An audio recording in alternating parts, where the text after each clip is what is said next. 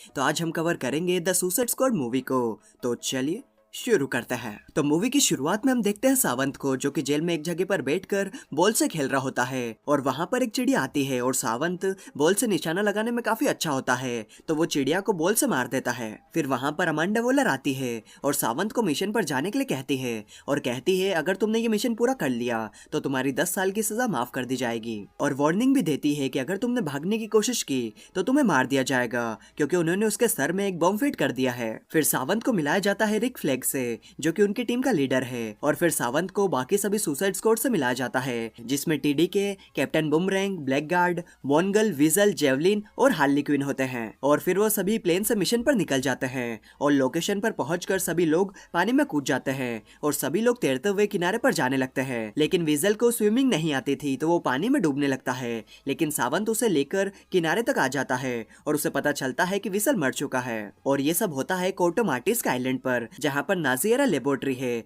जिसके अंदर एक खुफिया एक्सपेरिमेंट किया जा रहा है जिसका नाम है प्रोजेक्ट स्टारफिश। और वहाँ पर उन सभी को पता चलता है कि ब्लैक गार्ड जो है वो दुश्मनों के साथ मिला हुआ था, और वो वहाँ आकर कहता है कि मैं पूरी टीम को यहाँ पर ले आया हूँ, अब मुझे छोड़ दो और इन सबको मार दो। लेकिन वो लोग सबसे पहले ब्लैक गार्ड को ही मार देते हैं और रिक अमांडा को बताता है कि ब्लैक गार्ड की वजह से दुश्मनों ने हमें घेर लिया है, हमें ये मिशन रोक देना चाहिए। तो अमांडा कहती है नहीं, ये मिशन बहुत जरूरी है और तुम सभी को इसे कंप्लीट करना ही होगा। और फिर सुसाइड स्क्वाड दुश्मन सैनिकों से लड़ने लगती है और वहाँ पर बहुत ही खतरनाक लड़ाई होती है, और एक एक करके दुश्मनों के साथ सुसाइड स्क्वाड में मोंगल, टीडी के, जेवलिन और कैप्टन बुमरेंग भी मर जाते हैं। और सावंत लड़ाई से इतना डर जाता है कि वो मिशन को छोड़कर भागने लगता है, और अमांडा के वार्निंग देने पर भी सावंत मिशन से दूर भागने की कोशिश करता है, तो अमांडा ने उसके दिमाग में जो बम डाला था उससे सावंत को उड़ा देती है। और फिर हमें पता चलता है कि उसी आइलैंड पर अमांडा ने एक और टीम भेजी होती है जिसको लीड कर रहा होता है ब्लड स्पॉट, और उसकी टीम में king shark, peace maker, polka Dot man और रेड कैचर 2 होती है।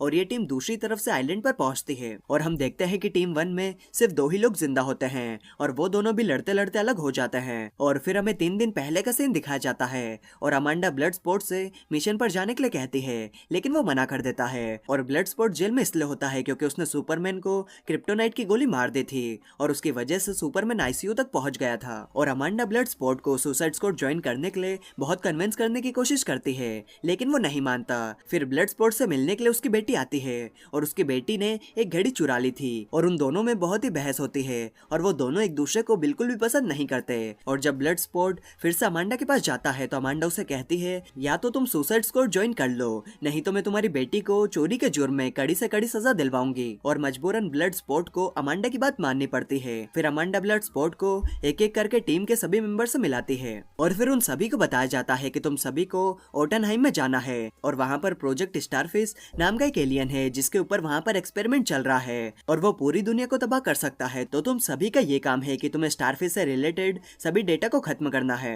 और ओटनहाइम को भी खत्म करना है। फिर हम हार्ली क्विन को देखते हैं और जेवलिन उसे अपना जेवलिन दे देता है और मर जाता है, और तभी वहाँ पर सैनिक आकर हार्ली क्विन को पकड़ लेते हैं और रिक जो टीम 1 का लीडर होता है उसे वहाँ का रिबेल ग्रुप पकड़ लेता है। फिर टीम 2 डिसाइड करती है कि वो आज रात को यहीं पर आराम करेंगे और कल सुबह ओटनहाइम के लिए निकल जाएंगे। और रात को ब्लड स्पॉट देखता है कि किंग शार्क रेड कैचर 2 को खाने ही वाला होता है, लेकिन ब्लड स्पॉट उस पर हमला करके रेड कैचर 2 को बचा लेता है और अमांडा को बताता है कि किंग शार्क ने क्या करने की कोशिश की। तो अमांडा बोलती है कि वो तुम्हारी टीम का सबसे ताकतवर बंदा है, कुछ भी हो जाए लेकिन उसे मारना मत। और फिर रेड कैचर 2 उसे बहुत प्यार से समझाती है कि हम सब दोस्त हैं और दोस्तों को नहीं खाते, और किंग शार्क भी समझ जाता है। फिर अमांडा को रिक की लोकेशन मिलती है कि उसे कहाँ पर कैद करके रखा हुआ है और अमांडा ब्लड स्पॉट की टीम को रिक को बचाने को कहती है। फिर पूरी टीम उस जगह पर पहुंच जाती है और एक एक करके सभी लोगों को मार देती है। और जब वो रिक के पास पहुंचते हैं तो वो देखते हैं कि रिक तो साल सोरिया के साथ, जो उस रिबेल ग्रुप की लीडर है, उसके साथ बैठकर आराम से चाय पी रहा होता है। और रिक बताता है कि इन लोगों ने मुझे बंदी नहीं बनाया,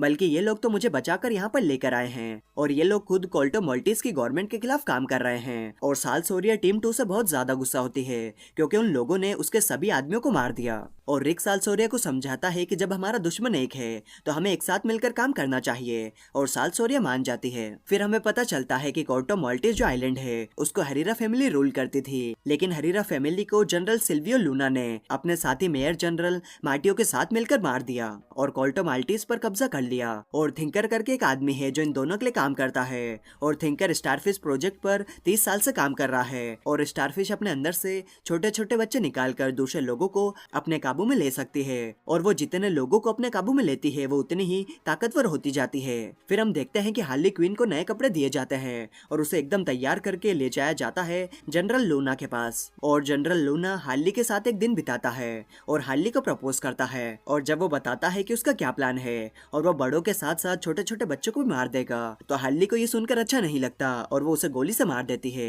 फिर वहाँ पर कुछ सैनिक आते हैं और हार्ली को पकड़ कर ले जाते हैं, और जनरल लूना के मरने से सब कुछ जनरल मार्टियो के हाथ में आ जाता है। फिर हम देखते हैं कि सुसाइड स्क्वाड साल सोरिया के एक आदमी की मदद से शहर में पहुंच जाती है, और शहर में जामर्स लगे रहने की वजह से अमांडा से उनका कांटेक्ट अच्छे से नहीं हो पाता, और अमांडा सुसाइड स्क्वाड को बोलती है कि हम बात नहीं कर सकते, लेकिन तुम्हारे दिमाग में जो बम लगे हैं वो अभी भी काम कर रहे हैं, और अगर तुमने कोई भी चालाकी दिखाने की कोशिश की तो मैं तुम्हें उड़ा दूंगी। फिर हमें पता चलता है कि रेड कैचर 2 के डैड ने वो मशीन बनाई थी जिससे वो चूहों को कंट्रोल कर सकती है, और उसके डैड के मरने के बाद वो अमेरिका में आई और एक चोरी करते हुए उसे पुलिस ने पकड़ लिया और जेल में डाल दिया। और हमें ये भी पता चलता है कि ब्लड स्पॉट को चूहों से इसलिए डर लगता है क्योंकि एक दिन उसके डैड ने उसे सजा देने के लिए एक रूम में बंद कर दिया था जहाँ पर बहुत सारे भूखे चूहे थे। और दूसरी तरफ हार्ली को जनरल मार्टियो और उसका एक आदमी टॉर्चर कर रहा होता है और उससे पता लगाने की कोशिश करता है कि उसके साथ और कितने लोग इस आइलैंड पर आए हैं, लेकिन हार्ली क्वीन बेहोश होने का नाटक करती है और जनरल के वहां से जाते सही वो उस आदमी को मारकर आजाद हो जाती है और एक एक करके सभी सैनिकों को मार देती है। और दूसरी तरफ ब्लड स्पॉट के साथ पूरी टीम मिलकर थिंकर को किडनैप कर लेती है, और थिंकर से उन्हें पता चलता है कि हार्ली क्वीन अभी भी जिंदा है, तो वो सब हार्ली क्वीन को बचाने के लिए जाते हैं। लेकिन जब वो बिल्डिंग के अंदर जा रहे होते हैं तो वहाँ पर हार्ली आती है और उन्हें बोलती है तुम लोग यहाँ पर क्या कर रहे हो, और फिर वो सभी थिंकर के साथ पहुंचते हैं ओटनहाइम में और सभी सैनिकों को मारते हुए अंदर घुस जाते हैं और हर फ्लोर पर बम फिट करने लगते हैं। और रिक और रेड कैचर 2 थिंकर के साथ उस जगह पर आते हैं जहाँ पर स्टारफिश को पकड़ कर रखा होता है, और यहाँ पर बहुत सारे लोग होते हैं जिन्हें स्टारफिश ने अपने कंट्रोल में करके रखा होता है और उनपे वहाँ पर एक्सपेरिमेंट्स किए जाते हैं। और थिंकर रिक को एक चौंकाने वाला राज बताता है कि ये जो स्टारफिश प्रोजेक्ट है ये पूरा अमेरिका गवर्नमेंट ने करवाया था और वही उसे चला रहे हैं, और अब क्योंकि कोर्टो माल्टेज की गवर्नमेंट बदल चुकी है तो अमेरिका इसके सभी सबूत मिटाकर अपने आप को साफ दिखाना चाहता है। और रिक को इस बात से बहुत गुस्सा आता है और वो कहता है कि मैं गवर्नमेंट की कोई कठपुतली नहीं हूँ, मैं चाहता हूँ कि लोगों के सामने सच आए। और रिक वो डिस्क ले लेता है जिसके अंदर स्टारफिश प्रोजेक्ट का डाटा है, लेकिन वहाँ पर पीस मेकर आ जाता है और कहता है कि ये डिस्क कहीं पर भी नहीं जाएगी,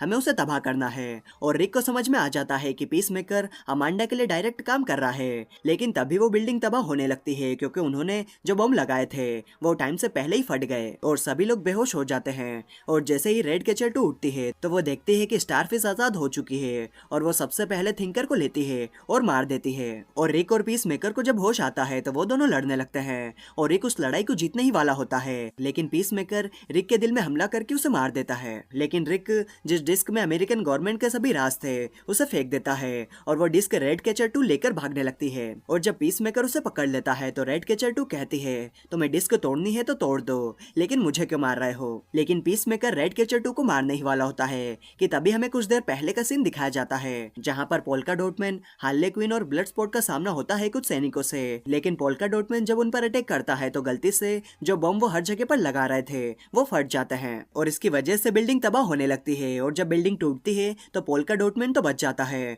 और हार्ले क्वीन भी जेवलिन से बच जाती है, लेकिन ब्लड स्पॉट का हथियार बिल्डिंग से निकल जाता है और वो एक एक करके नीचे वाले फ्लोर पर गिरते जाता है और सीधे जाकर गिरता है पीस मेकर के सामने जो रेड कैचर 2 को मारने ही वाला होता है। और ब्लड स्पॉट समझ जाता है कि पीस मेकर अमांडा का आदमी है और वो दोनों एक दूसरे पर गोली चला देते हैं और उन दोनों की गोली एक दूसरे से टकराती है, लेकिन ब्लड स्पॉट की गोली पीस मेकर की गोली को चीरते हुए पीस मेकर की गर्दन पर लग जाती है और वो वहीं पर ढेर हो जाता है। और फिर स्टारफिश वहां से बाहर आती है और दूसरी तरफ सुसाइड स्क्वाड को मारने के लिए मिलिट्री ने पूरी बिल्डिंग को घेर कर रखा होता है, लेकिन जैसे ही स्टारफिश बाहर आती है तो पूरी मिलिट्री उसे मारने की कोशिश करने लगती है और स्टारफिश अपने बहुत सारे बच्चे निकाल देती है और एक एक करके पूरी मिलिट्री उसके काबू में आ जाती है। और जनरल मार्टियो के साथ भी यही होता है, लेकिन किसी तरीके से पूरी सुसाइड स्क्वाड उन सभी से बच जाती है और स्टारफिश शहर की तरफ बढ़कर आम लोगों को भी अपने काबू में लेने लगती है, उन पर अपने बच्चे छोड़कर। और दूसरी तरफ साल सोरिया की टीम सभी जनरल्स को मारकर गवर्नमेंट पर टेक ओवर कर लेती है। तो अमांडा कहती है तुम्हारा काम था स्टारफिश के प्रोजेक्ट के सभी सबूतों को तबाह करना,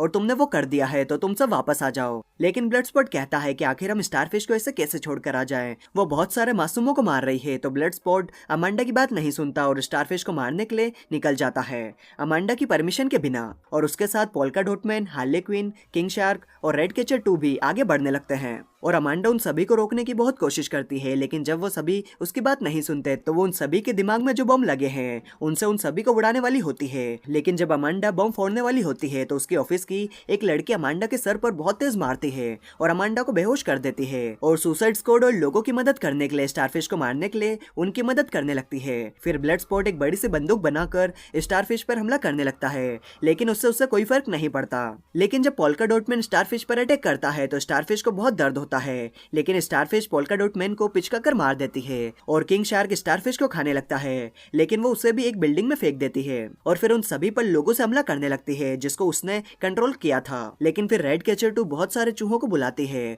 और वो बहुत ही ज्यादा होते हैं और वो सब स्टारफिश पर चढ़कर उसे खाने लगते हैं। और जब स्टारफिश चूहों से पीछे छुड़ाने की कोशिश कर रही होती है तो हार्ले क्विन स्टारफिश पर जेवलिन से अटैक करती है और उसकी आंख में छेद कर देती है और उसके अंदर घुस जाती है और चूहे भी उसकी आंख के अंदर आकर उसे खाने लगते हैं। और इसी तरीके से वो सभी स्टारफिश को मार देते हैं और जो भी लोग उसके कंट्रोल में थे वो सभी बेहोश हो जाते हैं। और जब ये न्यूज टीवी पर आती है तो ब्लडस्पॉट की बेटी भी उसे लड़ता हुआ देखकर बहुत ही प्राउड फील करती है। और ब्लडस्पॉट अमांडा को उस डिस्क की कुछ इन्फॉर्मेशन दिखाता है और कहता है कि अगर तुमने हम चारों में से किसी को भी टॉर्चर करने की कोशिश की या हमारे दिमाग में जो बॉम्ब है उसे फोड़ने की कोशिश की तो मैंने इसे अपलोड कर रखा है, ये पूरी दुनिया के सामने आ जाएगी और अमेरिका का राज खुल जाएगा। तो मुझसे, मेरे दोस्तों से और मेरे परिवार से दूर ही रहना। और अमांडा उसकी ये बात मान लेती है। फिर सुसाइड स्क्वाड के जो भी मेंबर जिंदा बचे होते हैं वो सभी हेलीकॉप्टर में बैठकर वहां से निकल जाते हैं। और मूवी के लास्ट में ब्लडस्पॉट का भी चूहों से डर खत्म हो जाता है। फिर हमें पोस्ट क्रेडिट सीन में दिखाया जाता है कि वीजल अभी भी जिंदा होता है